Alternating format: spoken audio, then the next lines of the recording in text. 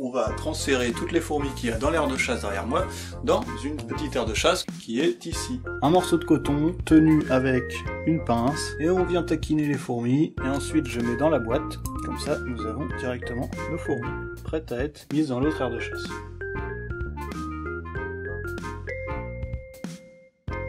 Non mais regardez-moi cette aire de chasse complètement vide. Alors j'ai commencé bien évidemment par enlever tous les décors qu'il y avait dans l'aire de chasse, pour ensuite finir de tout nettoyer en y passant l'aspirateur. J'ai commencé à décoller le plafond périphérique, alors il était collé au silicone. Et je vous parlerai de la suite de ces aventures dans la deuxième partie du blog Messor 37.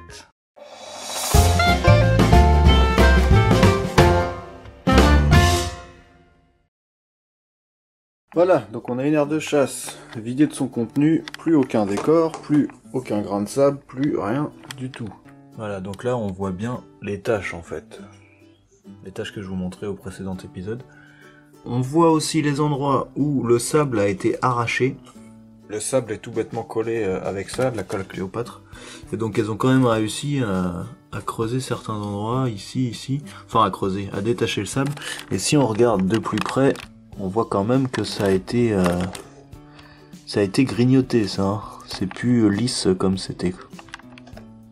On a des petits endroits comme ça qui ont été décollés. Ici on voit bien que ça a commencé à être creusé. Surtout ici ça se voit bien, on voit le plâtre jaune qui avait été recouvert par du ciment je crois si je me souviens bien. En fait je suis en train de me demander si je peux le nettoyer ou pas le sable. Je pense pas parce qu'il est collé à la colle Cléopâtre et la colle Cléopâtre elle ne tient pas à l'eau. Je me demande même si ça enlèverait pas le sable. Ouais, ça décolle le sable. Bon, il va falloir que je gratte autour des entrées du nid, que j'humidifie et que je gratte un peu de sable pour le refaire un petit peu mieux. Et du coup, pour le refaire, il va falloir que je bouche l'accès ici ou ici. Je sais pas si je vais réussir à bien les enlever ces tuyaux là, ça va être compliqué. Bon, ça va pas être évident hein, parce que là en plus c'est pris dans le verre. Bon je vais essayer. Je me suis donc attelé à ça avant de commencer à bricoler l'intérieur de l'aire de chasse. Séparer les tuyaux des raccords étant compliqué, j'ai préféré directement couper le tube et boucher ensuite l'accès avec du coton comme je fais d'habitude. Il n'y avait pas trop de fourmis dans le tuyau à ce moment-là, donc ça a été relativement simple, j'ai pu les récupérer assez facilement avec une pince, afin de les mettre dans la petite aire de chasse. Sauf que je me suis rendu compte ensuite que ce tuyau-ci, il fallait pas que je le bouche, il fallait que je l'ouvre, puisque si je laissais ce tuyau fermé, avec les fourmis à l'intérieur, elles auront été coincées ici pendant tout le temps des travaux de l'aire de chasse en fait. Donc j'ai renlevé le coton, j'ai laissé les fourmis sortir tranquillement et je les ai ramassées ensuite à la pince. Comme dit précédemment, je me suis donc attelé à nettoyer les sorties du nid vers l'aire de chasse. Donc j'ai humidifié le sable et j'ai gratté le maximum avec un couteau, dans le but de refaire cet endroit un petit peu plus propre, même bien plus propre. Donc j'ai simplement humidifié et gratté au couteau pour enlever un peu les imperfections, pour ensuite remettre de la colle et recoller du sable proprement. Que ça soit propre. Bon, après plusieurs heures, on est quand même pas mal, j'ai gratté un maximum. Ce que j'aimerais bien faire aussi ici, au niveau de l'entrée là, c'est remonter le niveau pour que les deux entrées ne soient pas dans la pente, mais soient de ce niveau-là. Après que ça descende un peu peut-être pour venir jusqu'ici. Donc je sais pas trop comment je vais faire ça. Alors sinon, pour refaire l'aire de chasse, j'ai quelques... Ça, ce sont les palmiers, les mêmes que j'ai déjà utilisés. Non, des palmiers, des cactus. Ça, c'est des palmiers.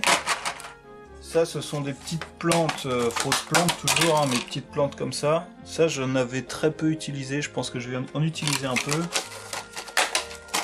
J'ai quelques pierres. Celle-ci, j'aime bien.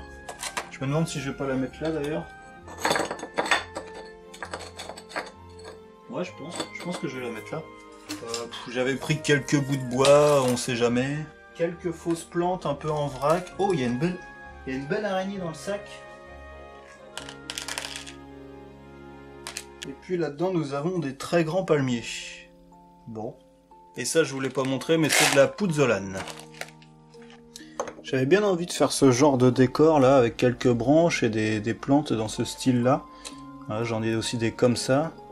Genre de plantes voilà, qui pousseraient comme ça. Le problème c'est que si je mets ce type de plantes, est-ce que... Si je mets des petits palmiers miniatures, ça fait bizarre quoi. On n'est plus du tout dans la même échelle. Encore celle-là, ça passe encore, je trouve. Et encore, c'est juste. Parce que ça, c'est des plantes... ça fait quasiment plantes de taille réelle quoi. Petit machin, mais ça fait vraiment miniature. Alors ça va pas trop ensemble. Alors je sais pas. Je pense que je vais pas utiliser les palmiers et je vais utiliser ce genre de truc là. Ceux-là, oui, ceux-là ça passe. C'est vraiment beaucoup plus petit, mais c'est pas choquant quoi. Je verrai, je sais pas trop. Je pense que ça va se faire complètement au feeling. Hein. Là, je vais pas faire de trucs à l'avance. Là, j'ai fait un petit pont avec du bois. Je pense que j'irai en chercher d'autres, des brindilles, parce que j'aime bien. J'aime bien l'effet bois un peu comme ça. Et des pierres, je pense que j'en mettrai plus. Celles-là, je vais pas les coller, je vais juste les poser. Celles-là, j'hésite, parce que si je les colle pas, est-ce qu'elles vont pas aller squatter en dessous? Celle-là, je vais la coller, c'est sûr. Celle-là, je vais la coller tout autour. Mais avant de faire tout ça, j'ai commencé par réparer les plaques de verre qui sont cassées. Celle-ci, souvenez-vous, avait cassé lors de la réalisation de l'aire de chasse, il y a maintenant 2 ans, je crois. Quand le plâtre et le béton avaient séché, bon, ça se dilate un petit peu et ça avait pété les vitres, tout simplement. À l'époque, j'avais juste trouvé du verre de 3 mm, j'avais pas réussi à avoir plus. Donc c'était relativement fragile vu la taille des vitres. Donc je les ai tout simplement nettoyés un maximum, et puis je les ai scotchés, bêtement. J'avais pas spécialement d'autres idées pour les sceller entre elles. Je les ai bien nettoyés, je les ai scotchés pour qu'ils soient vraiment impeccablement remises l'une contre l'autre. Et ce qui tiendra la vitre scellée dans cette position, en fait, c'est la colle Cléopâtre que je vais rajouter plus tard dans l'intérieur de l'aire de chasse. En espérant que ça tienne, on verra. Donc j'ai fait ça pour les différents endroits qui sont cassés dans l'aire de chasse. Il y a 4 endroits comme ça que j'ai rafistolé un peu comme je pouvais. De base, les fourmis ne passaient pas par ces cassures. Mais quand j'ai enlevé les plafonds périphériques, ça les a un petit peu décollés. Et ils ont bougé, donc il a fallu que je les recèle entre eux. Une fois que ça s'était fait, j'ai tout simplement versé directement de la colle Cléopâtre dans l'aire de chasse. Ensuite, j'ai étalé au pinceau pour que tout soit bien recouvert. C'est assez sympa à faire, c'est marrant. Lol. Et puis l'odeur de la colle Cléopâtre n'est vraiment pas déplaisante, je trouve. Moi, ça me rappelle toujours la maternelle. Ça devait être une colle que je devais utiliser à l'école parce que quand je sens cette odeur-là, ça me rappelle toujours ma petite enfance, qui est maintenant bien loin derrière moi. Donc j'ai fait ça en plusieurs fois, j'ai fait à peu près un tiers à chaque fois, pour éviter que la colle ne sèche trop rapidement, même si ça sèche pas très très vite. Donc une fois que j'avais bien badigeonné de colle partout, j'ai versé du sable dessus. C'est du sable avec différents grains de toute granulométrie différente, quoi. Cette phrase ne veut absolument rien dire. En gros, ce que je veux dire, c'est qu'il y a du sable très fin, il y a des petits graviers, et il y a de toute taille, quoi. Et donc je verse ça par-dessus la colle, en mettant une bonne épaisseur.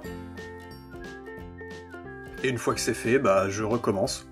Je reverse de la colle, je badigeonne, et je recouvre de sable.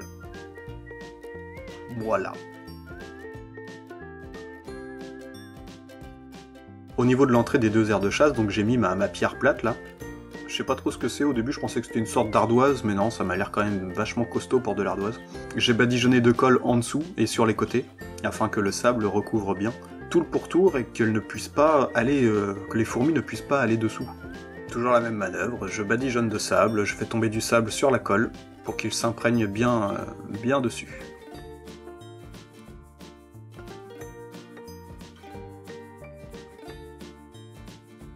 À quelques heures plus tard, une fois que ça a commencé à sécher, j'ai aspiré tout le sable qui n'était pas collé, dans le but de vérifier si j'ai pas oublié un endroit ou si le sable a bien adhéré partout. Et je voulais surtout voir aussi au niveau de la grosse pierre si le sable avait bien recouvert tout le pourtour en fait. Et donc on voit bien ici que non. Malgré la dose de colle et le sable autour, et on voit qu'il y a un accès en dessous de la pierre. Donc j'ai calfeutré avec un petit peu ce que j'avais sous la main, j'ai utilisé du papier bulle, bon, calfeutrer avec du plastique, c'est pas très écolo, mais bon, j'avais que ça sous la main. Confinement oblige. Donc j'ai tout bien calfeutré, j'ai bourré de plastique en dessous. Ensuite j'ai remis de la colle, au pinceau cette fois-ci, et donc une fois la colle posée, j'ai tout simplement remis du sable. J'ai gratouillé ensuite un petit peu au pinceau, quelques heures plus tard, une fois que c'était sec, pour voir si c'était suffisant. Et il y avait encore quelques petits accès. Donc j'ai préféré refaire des retouches, parce que les Messor Barbarus, si elles ont un début de tunnel comme ça, elles vont s'atteler à creuser, c'est sûr et certain. Ensuite je me suis occupé du décor, de quelques pierres, des fausses plantes en plastique. Comme vous avez vu plus tôt dans la vidéo, j'ai décidé de ne pas réutiliser les mêmes plantes que j'utilisais avant. Donc j'ai mis d'autres plantes, pareil, que j'avais sous la main. Ce sont des plantes en fait de décoration d'aquarium en plastique. Donc j'ai percé un petit peu le ciment et la colle avec un tournevis et j'ai appliqué une pointe de colle pour ensuite venir planter la plante à l'intérieur, en recouvrant de sable la base de la plante, et je me suis servi de quelques pierres pour les maintenir en place parce qu'elles tenaient pas debout.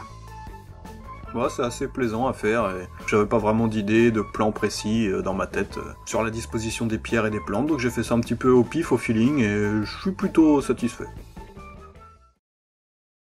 Et donc voici le résultat, une fois le décor installé. Alors bon, c'est pas foufou, hein, ça change pas énormément de ce qu'il y avait déjà avant.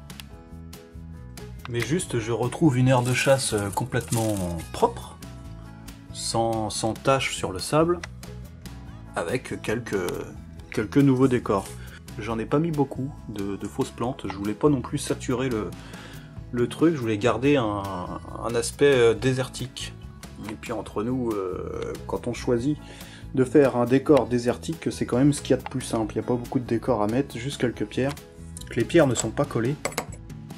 Il n'y en a aucune de collée, sauf celle-ci, comme vous avez vu précédemment.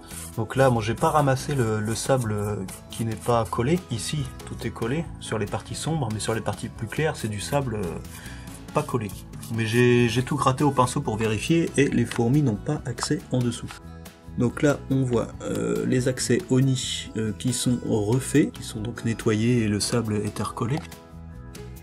Oui, je l'ai pas dit, mais évidemment, j'ai remis le plafond périphérique. Alors j'avais que du silicone blanc, alors ça fait pas super propre. Mais encore une fois, j'ai fait avec ce que j'avais sous la main. Donc au niveau des vitres qui étaient cassées, ça va. Bon, j'ai laissé le scotch quand même parce qu'il y a un petit écart. Mais les fourmis devraient pas trop m'embêter avec ça. Pour ce qui est de l'autre côté, bon, j'ai pas encore remis le tuyau là, je vais faire ça tout de suite. Donc c'est plutôt propre aussi au toucher, c'est relativement lisse. Bon, il y a encore le scotch, mais je vais le laisser, je préfère le laisser. Donc normalement, on est bon. Le problème, entre guillemets, c'est que là, je vais rouvrir l'aire de chasse, et d'ici quelques heures, je vais m'absenter pendant 2 jours. Donc j'espère qu'il n'y a pas de faille, parce que sinon elles vont pouvoir se promener chez moi dans mon appartement pendant mon absence, mais a priori ça devrait être bon. J'ai regardé plusieurs fois tout le tour du plafond périphérique surtout, ça a l'air d'aller. Ah ouais non, ça va pas du tout, merde. Regardez. En fait ici, je sais pas si vous allez voir, c'est ici, ça s'est décollé, on voit que je peux appuyer dessus. Enfin, on le voit bien. Moi, je le vois bien. Je sais pas si vous le voyez bien, la caméra. Là, c'est compliqué. Bref, ici, putain, c'est compliqué. Là, ici, elle s'échappait. Elle s'échappait par là, donc là, c'est bien collé. Et, après, tout le tour, c'est bon. Il y a juste là que ça m'embête, quoi. Là, on voit, voilà, quand j'appuie dessus, on voit que ça bouge. C'est quand même bien collé au-dessus, donc il y a du jeu. Vous voyez, il y a du jeu. Mais c'est quand même bien collé au-dessus, donc ça devrait aller. Bah je préfère pas en fait. Je préfère pas ouvrir l'aire de chasse et m'absenter, parce que si jamais elle s'échappe, ça va être le bordel en rentrant. Forcément. Et j'avais prévu j'avais prévu de vous sortir la vidéo pour Noël, pour le 25, et avec les fourmis dans l'aire de chasse. Mais je préfère pas, là je vais être obligé de m'absenter. Donc je préfère pas ouvrir l'aire de chasse et m'absenter derrière parce que j'ai peur qu'elle s'échappe. Donc ce qu'on va faire, ça m'embête un peu, ce qu'on va faire c'est qu'on va arrêter la vidéo là. Donc il n'y aura pas l'arrivée des fourmis dans l'aire de chasse pour la deuxième partie du blog. Tant pis. J'ai envie de dire tant pis, comme je dis à chaque fois. Ouais, il y a tout un bordel là sur ma table d'élevage. Tout ça, c'est des échantillons d'eau que j'ai prélevés pour regarder au microscope. Enfin bref, c'est pas du tout le thème. En fait, voilà, elles sont toujours dans leur petite aire de chasse, rien de spécial. J'ai arrêté de les chauffer, il fait plus ou moins frais chez moi, il fait à peine 20 degrés. Donc elles sont calmes, hein, rien de spécial. Il y a toujours le coton. Le coton que j'avais utilisé pour enlever les fourmis, il est toujours là. En fait, je l'ai pas enlevé. Bon, il n'y a rien de la poussière. Donc voilà. Cette vidéo aura un petit peu traîné à arriver, hein. J'avais dit qu'elle sortirait dans les 15 jours suivant la partie 1. Bah, encore une fois, c'est faux. Je vais arrêter de dire la vidéo sortira dans tant de semaines ou tant de jours parce que j'arrive pas à m'y tenir. Et oui. Donc on se quitte sur cette aire de chasse complètement vide. J'espère que vous m'en voudrez pas trop. Donc cette vidéo sort le 25, donc je vous souhaite un joyeux Noël et une bonne année, parce que je ressortirai pas de vidéo avant 2021. J'ai dit il y a 2 minutes que plus jamais je ne donnerai de date pour les sorties des épisodes, mais j'ai envie quand même de vous dire que je vais installer les fourmis très très vite, une fois le jour de l'an passé. Donc dès que le jour de l'an est passé, j'ouvre l'aire de chasse, et on regarde ça tous ensemble, dans le blog 38 ou 39, je sais même plus. Et on fera un petit tour d'horizon aussi des nids, que je vais réétaler les uns à côté des autres pour pouvoir observer exactement ce qu'il y a à l'intérieur. Voilà. Et ben je vous fais des boujous et des bobons. Allez, bonne fête à tous, à bientôt.